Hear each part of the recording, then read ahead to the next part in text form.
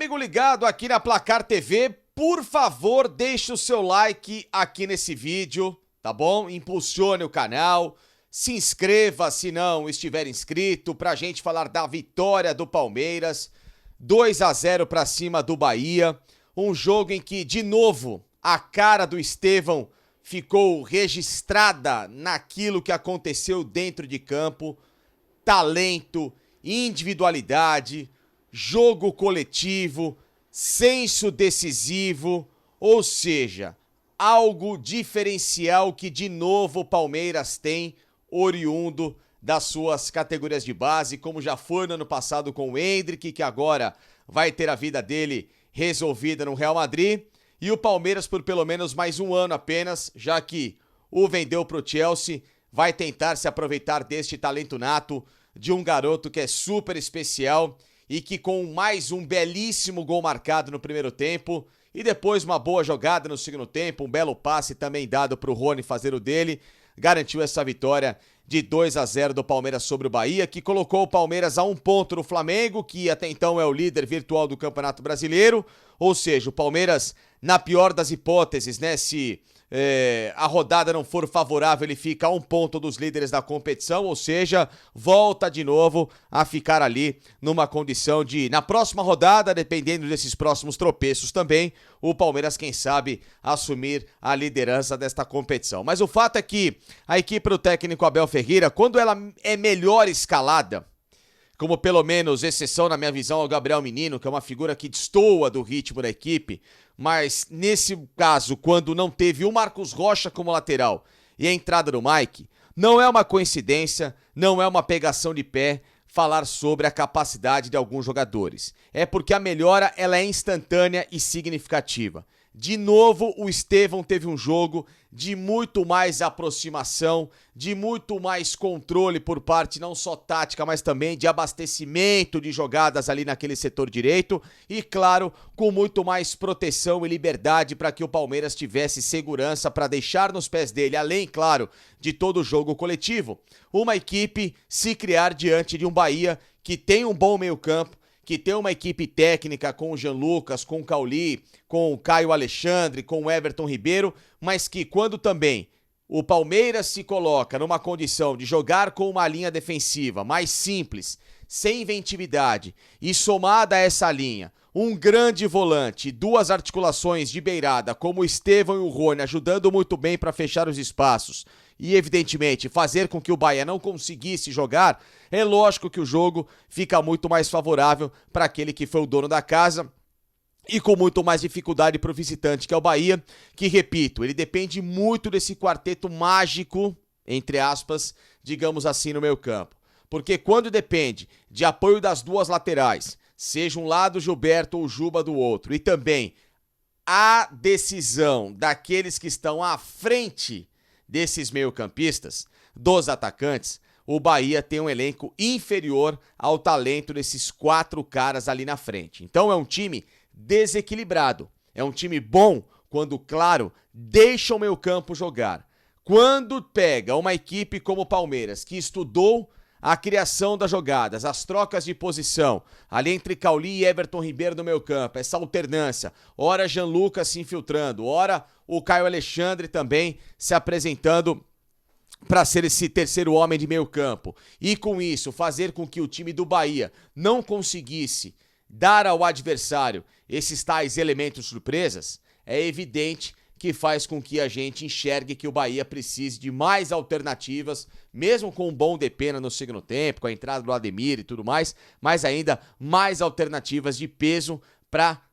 se alinharem com esses caras que realmente têm um futebol diferente, que na minha modesta opinião atuariam em qualquer equipe do Brasil, ou pelo menos 98% delas, talvez, sei lá, não no Palmeiras, no Flamengo, até no próprio Palmeiras, né, pelo menos dependendo da posição ali, um Jean Lucas junto com o Aníbal Moreno caberia, um Caio Alexandre, do qual o Palmeiras quis, inclusive, no final do ano passado, um Everton Ribeiro que ainda tem lugar em muitas equipes aqui do futebol nacional, o próprio Cauli também, que o Palmeiras quis na temporada passada, enfim, só para vocês terem uma noção de quão importante, quão pesado é esse meio campo do Bahia. Agora, quando ele é bem marcado e quando não se tem alternativas em relação a esses caras, a equipe fica previsível, mesmo com o Bahia ainda tendo algumas oportunidades ao longo do jogo, como alguns contra-ataques em que o próprio Jean Lucas teve 2 oportunidades cara a cara com o Everton que não conseguiu aproveitar, e é justamente por isso que a gente fala, quando esses caras não estão numa noite inspirada, o Bahia deve muito, e por isso também explica-se essa derrota por 2-0 fora de casa, além também de um Palmeiras que, repito, teve esse fator diferencial chamado Estevão, além de Aníbal Moreno, além do Mike quando joga como lateral, e aí evidentemente faz com que o Palmeiras cresça de produção. A própria volta do Gustavo Gomes, que não está nas melhores temporadas de sua carreira em 2024, mas que voltou bem nesta partida depois de uma Copa América inexplicável, em que ele foi passar férias por lá. Porque um zagueiro do nível do Gustavo Gomes, numa seleção tão ruim como a do Paraguai, ele ser reserva, muito se explica do porquê que o Paraguai passou vergonha na competição nos Estados Unidos e porquê que o Gustavo Gomes voltou revigorado fisicamente para chegar e jogar como se, sei lá, estivesse no Palmeiras atuando nesses últimos jogos com muita propriedade, né? Então, enfim, esses fatores também, não só por parte do Bahia, mas também nas escalações do Palmeiras, ou na escalação do Palmeiras, fizeram com que o jogo tivesse essa diferença. Lógico que no segundo tempo, aí muita gente vai explicar, poxa, por que que o Abel, de novo, quadriplicou os laterais dentro de campo, né? O Palmeiras com 4 jogadores ali terminando a partida, com o Vanderlan, com o Piquerez, com a entrada bendita do tal do Marcos Rocha, que é um jogador que já não deveria fazer parte desse elenco, deveria tomar um charibanco por muitos e muitos jogos, é só ver a diferença de como que o Palmeiras joga com o Mike, aliás, um dos melhores em campo, não só criando pela lateral, se apresentando como elemento surpresa por dentro, uma espécie ali de um segundo homem pelo lado direito central e sendo uma válvula muito importante para abrir, para espetar o Estevão, criando a jogada, sendo um suporte ao próprio Rafael Veiga, que fez um bom jogo de novo, e lógico que isso faz com que o time engrandeça de potencial, então muitos torcedores se perguntam o porquê dessas entradas e não da entrada, por exemplo, de um Dudu para manter, né, um segundo tempo agudo, um segundo tempo com o Dudu jogando no lado direito dele, já que o Estevão cansou, é normal, o garoto tem sido muito intenso ao longo dos jogos, então o Palmeiras poderia ter aquele que foi um grande ídolo do Palmeiras atuando pelo lado direito, não pelo lado esquerdo como ele tem jogado recentemente por algumas escolhas do Abel, mas mantendo aquele ritmo, ganhando mais 20 minutos de minutagem, etc e tal. Enfim, são respostas que o torcedor infelizmente não consegue entender por parte do técnico do Palmeiras, mas que daqui a algumas rodadas talvez esse tipo de inventividade diminua com as chegadas dos reforços que vão poder fazer parte do Palmeiras a partir da 17ª rodada, né? O Riai, lateral direito, /meia ali, que veio do São Lourenço, além também das chegadas do Maurício e do Felipe Anderson, que provavelmente vão dividir ali responsabilidades no lado direito do campo. Só que tem também uma outra questão super importante e que surgiu nessas últimas horas. Expliquei, inclusive, também no nosso programa lá na Placar TV, na Opinião Placar, em relação a essa possível troca de Dudu com o Gabriel Barbosa. Também falei a respeito disso lá no meu canal do Facincani sobre esse assunto, né? De que é um desejo da diretoria atual do Palmeiras, da presidente Leila Pereira, de querer fazer caixa com o Dudu ainda quando há tempo. Ela não digeriu a história da não negociação concretizada para o Cruzeiro e da permanência do Dudu. Entende ela, presidente do Palmeiras, que como o clube não vai aprovar, por exemplo, um pagamento para a liberação do Gabigol, que é o grande desejo do Palmeiras de tê-lo agora. Já existe o acerto verbal entre Palmeiras e Gabigol, só não podem assinar aquele chamado pré-contrato, porque o Gabigol quer ter uma certeza de que o Flamengo quer fazer um negócio imediato com ele agora, ou então entender os movimentos até o final do ano. Espera que, claro, uma negociação positiva possa sair, porque também o Gabigol não quer ficar no Flamengo cumprindo tabela como está o Dudu nesse exato momento no Palmeiras. Então existe um cenário muito complexo. E o que eu expliquei foi que se dependesse das duas diretorias, ambas resolveriam esses problemas. O Flamengo não quer mais o Gabriel, que não quer mais o Flamengo. O Palmeiras não quer mais o Dudu, mas este quer ficar no Palmeiras. Então aí que tá o grande chavão, né? Convencer o Dudu nessa história para que dessa vez aquilo que o Conselho Fiscal do Palmeiras, por parte ali da Leila Pereira, que não teve essa aprovação para fazer um aporte, para trucar o Flamengo, para dar a tal da compensação financeira e liberar o Gabriel, pudesse ser convencido. Em vez de gastar uma grana que o clube não quer liberar, entrega um atleta que tem contrato até o final do ano, que para muita gente não vai ser certeza que vai voltar a jogar, e etc e tal, aquela coisa arada toda, e ainda, né, justifica aquela história que foi criada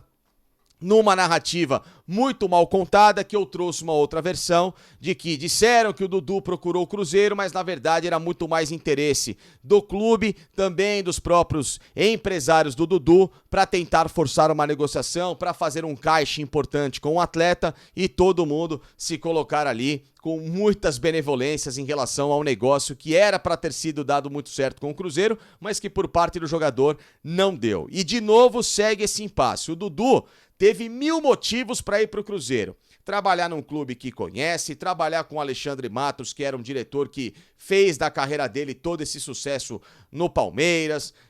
jogar, obviamente, numa equipe em que ele tivesse muito mais certeza de minutagem do que de fato no Palmeiras e também no Flamengo. Ele teve vários fatores para ir ao Cruzeiro e não quis. E por isso que não sente essa firmeza nessa história que foi colocada no final de semana e que de prontidão ele disse que nem queria ouvir. Tá? Só que nas últimas horas a história continua sendo batida, continua sendo investida. Repito, metade do staff do Dudu não quer que ele vá para o Flamengo, quer que ele continue com a posição firme de acreditar nas oportunidades no Palmeiras, e outra metade do staff dele quer que ele faça essa negociação ou que deixe o Palmeiras para que ele tenha novos ares para respirar e possibilidades de novas oportunidades de minutagem na carreira. A questão toda é, ele trocando Palmeiras para o Flamengo é praticamente o mesmo cenário. Primeiro, o Flamengo não vai dar ao Dudu um contrato que ele gostaria de ter agora na carreira, de pelo menos mais 4 anos de certeza no mesmo clube. Segundo, não é certeza de minutagem, haja vista que o Flamengo tem atletas que estão jogando na posição do Dudu e com muito mais carinho do técnico Tite, que nunca foi também um grande fã do futebol do Dudu, haja vista que quando ele esteve na seleção nunca deu uma grande oportunidade ao Dudu, que era um dos melhores jogadores à época, no auge do Tite na seleção e do próprio Dudu no futebol brasileiro. E terceiro ponto, claro também, essa questão